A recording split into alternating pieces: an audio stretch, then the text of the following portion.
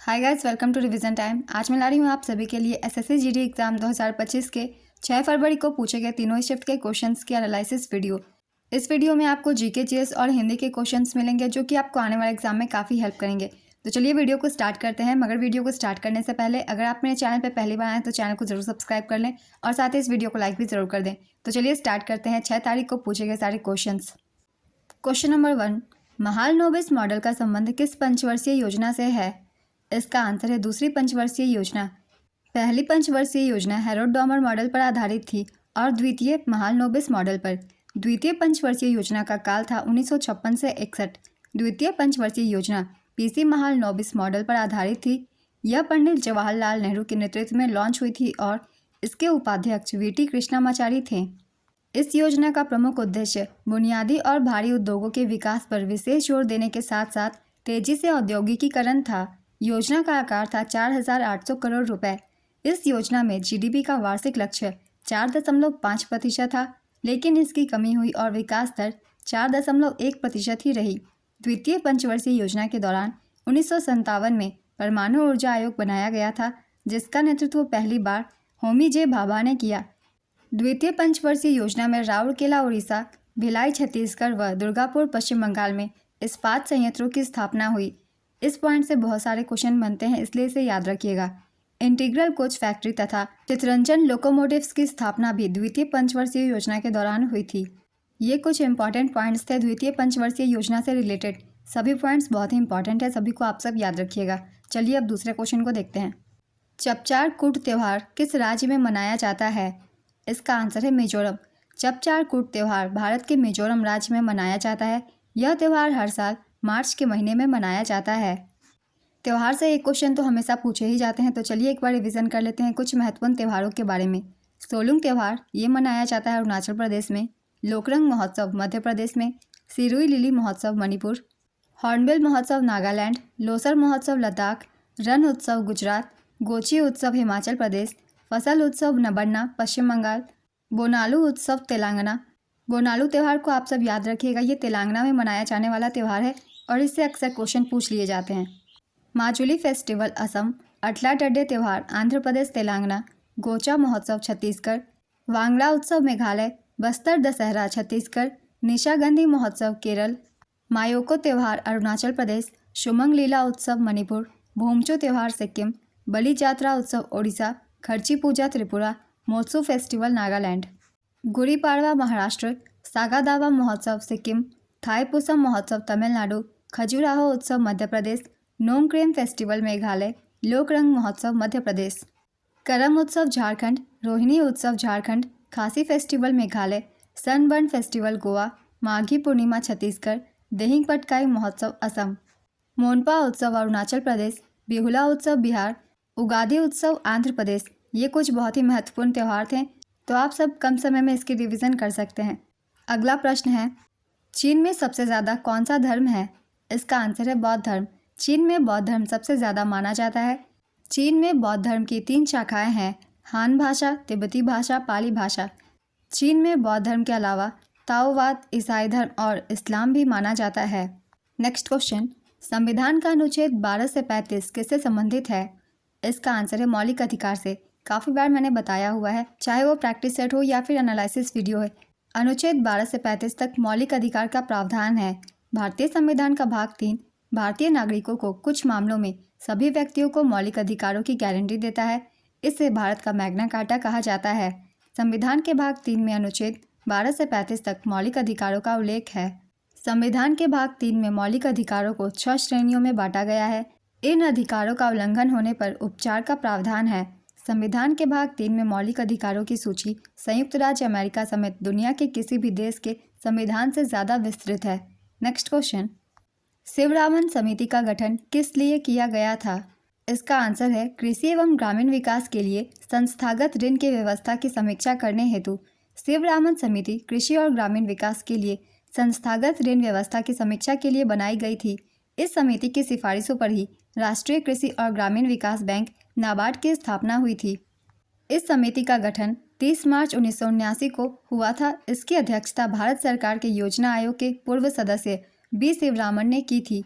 इस समिति की अंतरिम रिपोर्ट 28 नवंबर 1979 को पेश की गई थी। नाबार्ड की स्थापना 12 जुलाई 1982 को हुई थी। इसका मुख्यालय मुंबई में है। तो नाबार्ड की स्थापना जो है शिवरामन समिति की सिफारिश पर ही की गई थी। इस पॉइंट्स को आप सब याद रखिएगा। कुछ और भी महत्वपूर्ण समितियां हैं, इनसे भी क्वेश्चन पूछे जाते हैं अक्सर एग्जाम में, तो इसके बारे में भी हम एक बार रिवीजन कर लेते हैं। जैसे कि श्री रंगराजन समिति, इस समिति का गठन गरीबी मापने की पद्धति की समीक्षा करने हेतु की गई थी। अभिजीत सेन समिति भारत के दीर्घकालिक खाद्य नीति से संबंधित है। बीमल जालान समिति भारतीय रिजर्व बैंक के आर्थिक पूंजी ढांचे की समीक्षा से जुड़ी थी। कस्तूरी रंगन समिति पश्चिमी घाट के पर्यावरण संरक्षण और विकास से जुड़ी जरूरतों को पूरा करने के लिए गठित की गई थी। केलकर समिति का संबंध भारत में कर प्रणाली, सार्वजनिक निजी भागीदारी पीपीपी मॉडल और वस्तु एवं सेवा कर जीएसटी से है। संथानम समिति भ्रष्टाचार निवारण से जुड़ी एक समिति है। सुरेश तेंदुलकर समिति भारत में गरीबी आकलन करने के लिए साल 2005 में योजना आयोग द्वारा गठित की गई थी।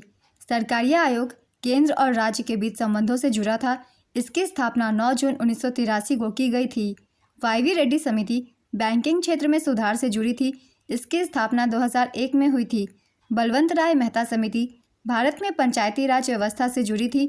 इस समिति का गठन साल 1956 में किया गया था। ये कुछ महत्वपूर्ण समितियां हैं, इन सभी से क्वेश्चन पूछे जाते हैं कभी कभी, इसलिए इन्हें भी याद रखिएगा।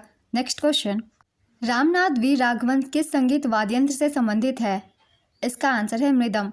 रामनाथ वी राघवन एक प्रसिद्ध मृदम वादक थे जिन्होंने 1970 से 75 तक वेस्टलैंड विश्वविद्यालय में artist in residence in music के रूप में काम किया और 1988 से 2000 तक दक्षिण भारतीय ढोल बजाना सिखाया।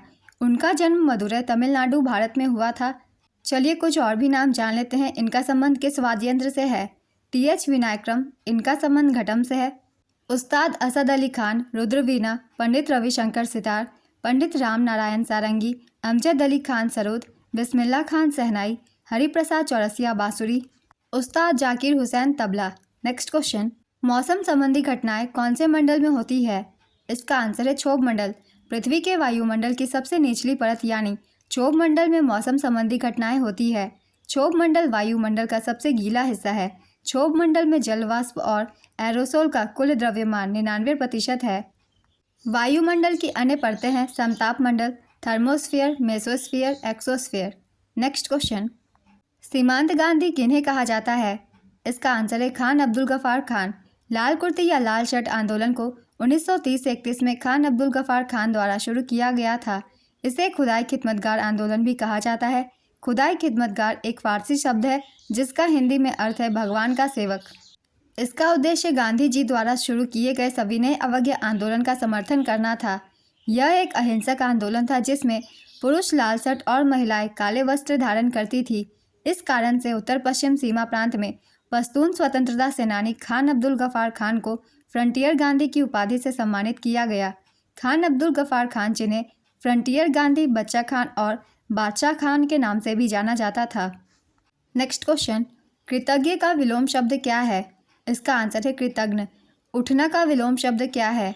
इसका आंसर है गिरना। छाती पर मूंग दलना मुहावरे का क्या अर्थ है?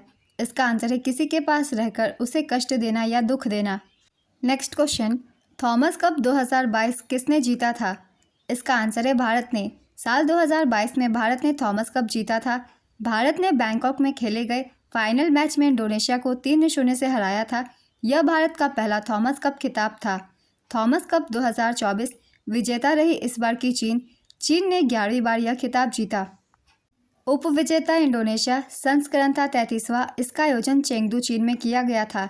इंडोनेशिया ने सर्वाधिक 14 बार थॉमस कप खिताब जीता है। अब जान लेते हैं उबेर कप 2024 के बारे में।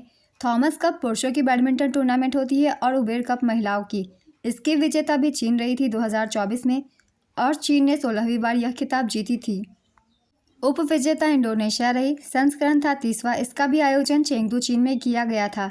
BWF द्वारा आयोजित थॉमस कप पुरुषों का बैडमिंटन टूर्नामेंट होता है जबकि उबेर कप महिलाओं का। यह दोनों टूर्नामेंट 2 वर्षों के अंतराल पर आयोजित की जाती है। 2026 के ये दोनों टूर्नामेंट का आयोजन डेनमार्क में होगा।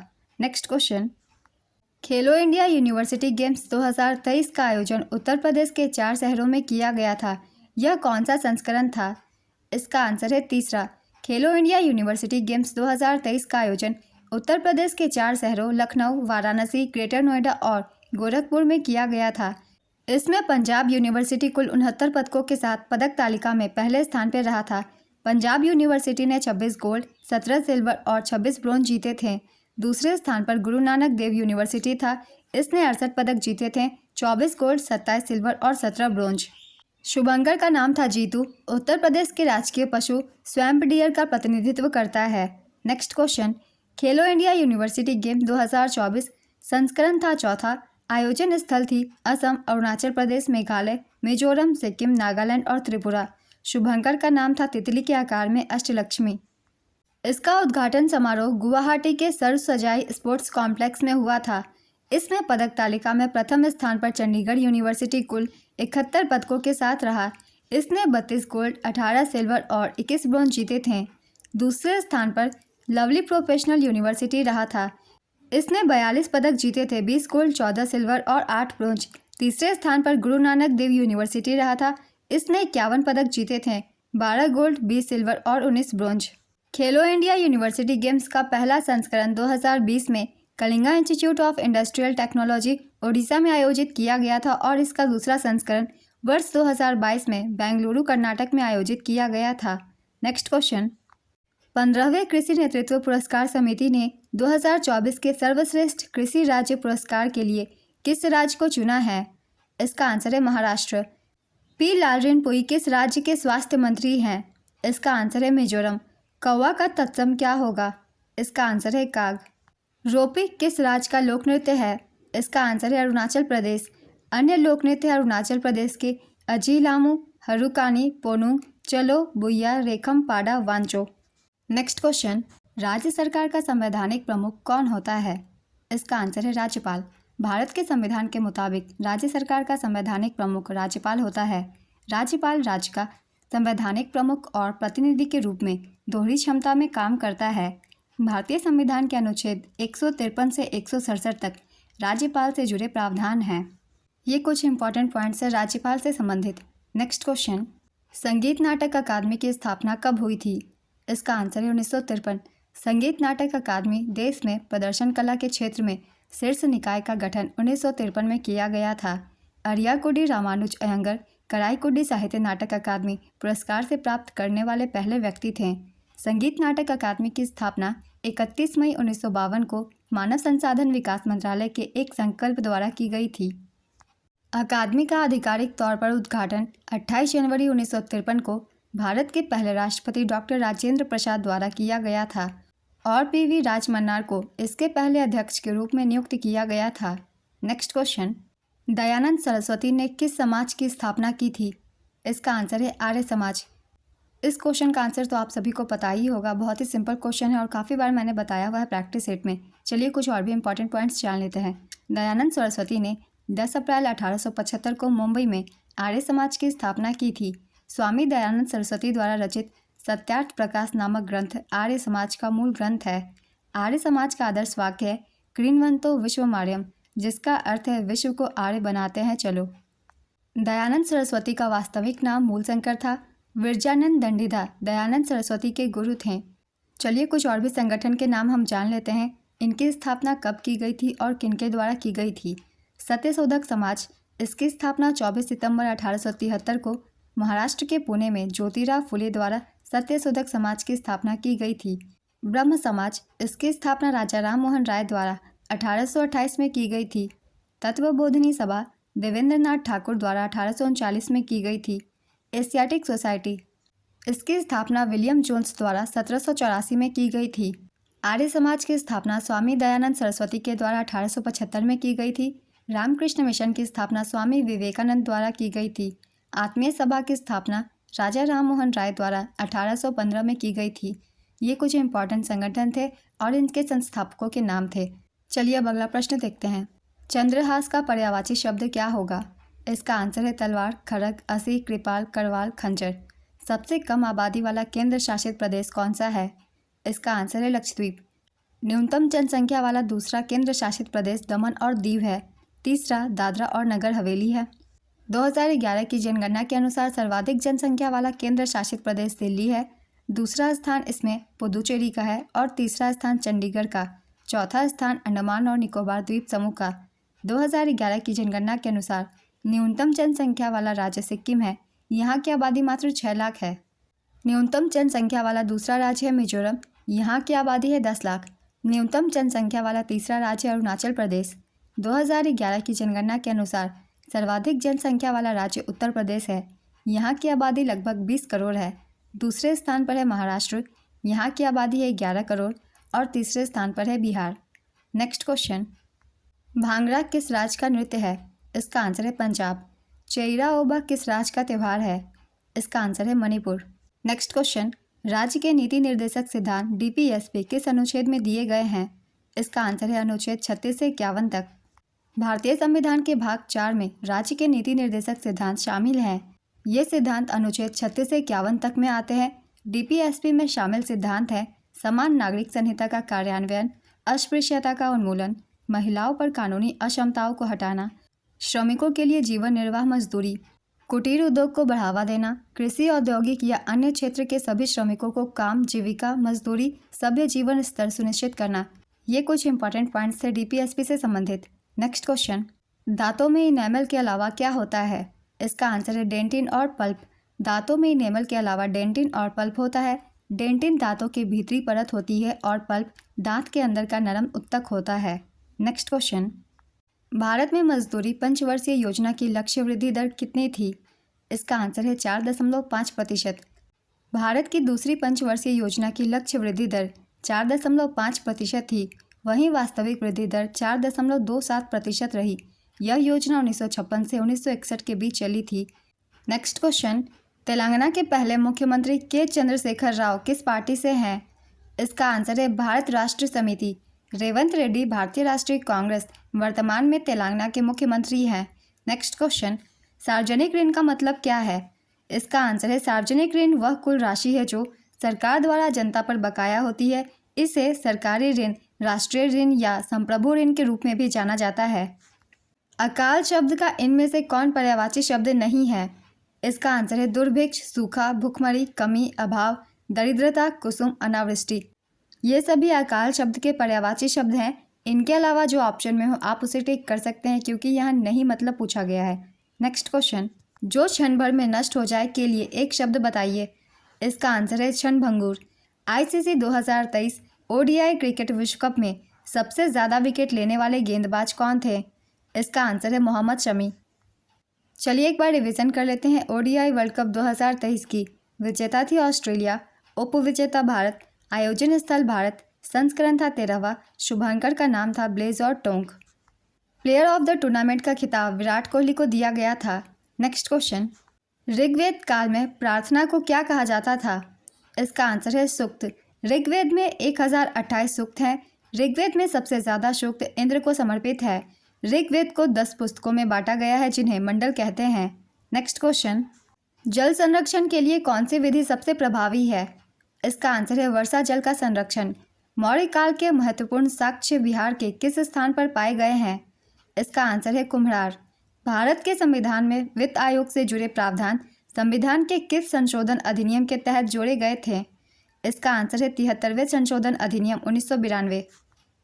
इस संशोधन के तहत राज्य सरकारों को पंचायतों की वित्तीय स्थिति की समीक्षा करने और वित्तीय प्रावधानों के लिए सिफारिशें करने के लिए एक वित्त आयोग गठित करने का प्रावधान किया गया।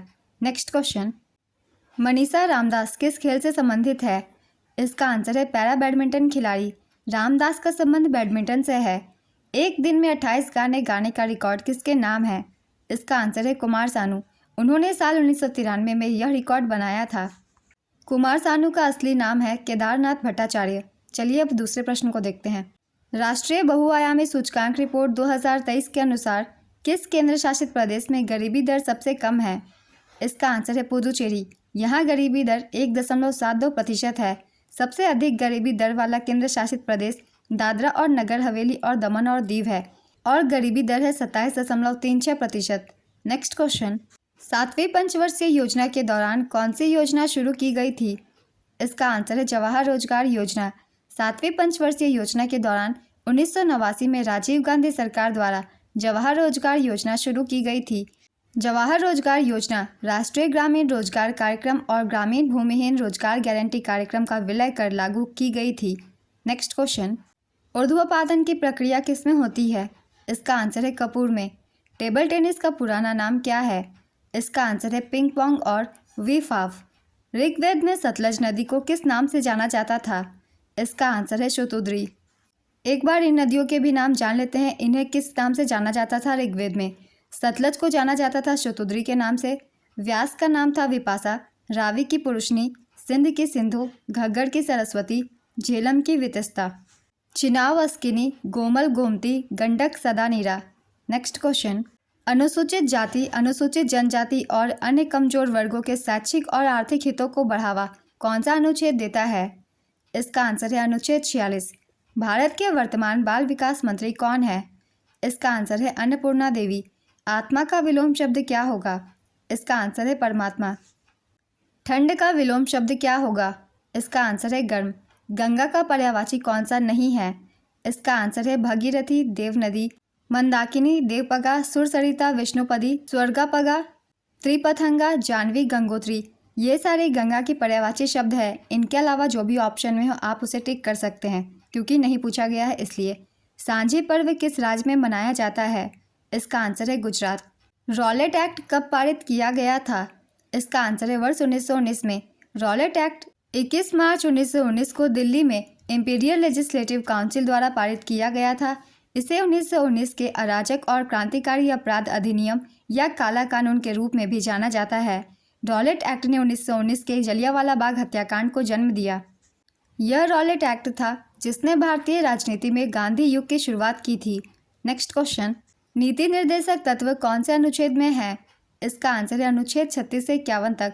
कौन सा अनुच्छेद समाज में गरीब और कमजोर वर्ग के लिए मुफ्त विधिक सहायता प्रदान करता है? इसका आंसर है अनुच्छेद 39A। किस भारतीय नृत्यांगना को पद्मश्री, पद्म भूषण और पद्म विभूषण से सम्मानित किया गया है? इसका आंसर है मुंगारा यामिनी कृष्णमूर्ति। मुंगारा यामिनी कृष्णमूर्ति एक भारतीय शास्त्रीय नृत्यांगना थी जिन्हें भरतनाट्यम और कुचिपुड़ी में उनके योगदान के लिए जाना जाता है। उन्हें 1968 में पद्मश्री, 2001 में पद्म भूषण और 2016 में पद्म विभूषण और 1977 में संगीत नाटक अकादमी पुरस्कार से सम्मानित किया गया था। अभी हाल ही में 3 अगस्त 2024 को उनका निधन हो गया है। नेक्स्ट क्वेश्चन, सिम्बायोसिस या सहजीवन की प्रक्रिया किससे संबंधित है? इसका आंसर है जीव विज्ञान और पारिस्थितिकी। भारतीय संविधान के कौन से अनुच्छेद मौलिक अधिकारों को संबोधित करते हैं? इसका आंसर है अनुच्छेद 12 से 35। मौलिक अधिकार भारतीय संविधान के भाग 3 में निहित है, जिसमें अनुच्छेद 12 से 35 शामिल है। नेक्स्ट क्वेश्चन, भारत के पूर्वोत्तर क्षेत्र में सबसे कम साक्षरता वाला राज्य कौन सा है? इसका आंसर है अरुणाचल प्रदेश। पूर्वोत्तर राज्यों में साक्षरता दर में प्रथम स्थान मिजोरम का है। यहाँ 91.58% साक्षरता दर है। दूसरे स्थान पर त्रिपुरा है। यहाँ के लिटरेसी रेट है 87.75%। तीसरे स्थान पर है नागालैंड। यहाँ की लिटरेसी रेट है 80.11%। चौथे स्थान पर है मणिपुर, यहाँ की है 79.85%। पाँचवें स्थान पर है मेघालय 75.48%। छठे स्थान पर है असम 73.18% और सातवें स्थान पर अरुणाचल प्रदेश 66.95%। मैंने सभी पूर्वोत्तर राज्यों की लिटरेसी रेट सीरियल वाइज लिख दी है। नेक्स्ट क्वेश्चन, पंडित रविशंकर का संबंध किससे है? इसका आंसर है सितार। पंडित रविशंकर को वर्ष 1999 में भारत रत्न दिया गया था। किसे राजस्थान का मैनचेस्टर कहा जाता है? इसका आंसर है भीलवाड़ा। राष्ट्रीय महिला आयोग के वर्तमान अध्यक्ष कौन है? इसका आंसर है विजया किशोर रहाटकर। ये 9वीं अध्यक्ष हैं। राष्ट्रीय महिला आयोग की स्थापना 31 जनवरी 1992 को भारतीय संविधान के प्रावधानों के तहत की गई थी। इस आयोग की पहली प्रमुख जयंती पटनायक थी। नेक्स्ट क्वेश्चन, भारत की दूसरी पंचवर्षीय योजना किसके द्वारा प्रस्तावित की गई थी? इसका आंसर है पीसी महालनोबिस। 1993 में भारत ने जो फुटबॉल मैच जीता था वह कहाँ आयोजित किया गया था? इसका आंसर है लाहौर, पाकिस्तान। उपविजेता रही थी श्रीलंका। ओबीसी के लिए आरक्षण के प्रावधान संविधान के किस अनुच्छेद के तहत बनाए गए हैं? इसका आंसर है अनुच्छेद 15(4) और 16(4). अनुच्छेद 15 धर्म, मूलवंश, जाति, लिंग या जन्म स्थान के आधार पर भेदभाव का निषेध है। अनुच्छेद 16 सार्वजनिक रोजगार के मामलों में अवसर की समानता से संबंधित है। नेक्स्ट क्वेश्चन, मौर्य वंश का अंतिम शासक कौन था? इसका आंसर है बृहद्रथ। आज की ये वीडियो कंप्लीट होती है। तीनों ही शिफ्ट के क्वेश्चन थे, 6 फरवरी को पूछे गए। तो अगर आप सभी को ये वीडियो हेल्पफुल लगी हो तो वीडियो को लाइक ज़रूर कर दीजिएगा और इस तरीके की वीडियो के लिए चैनल भी ज़रूर सब्सक्राइब कर लीजिए। फिर मिलते हैं अगली वीडियो के साथ। आप सभी को आने वाले एग्जाम्स के लिए ऑल द बेस्ट।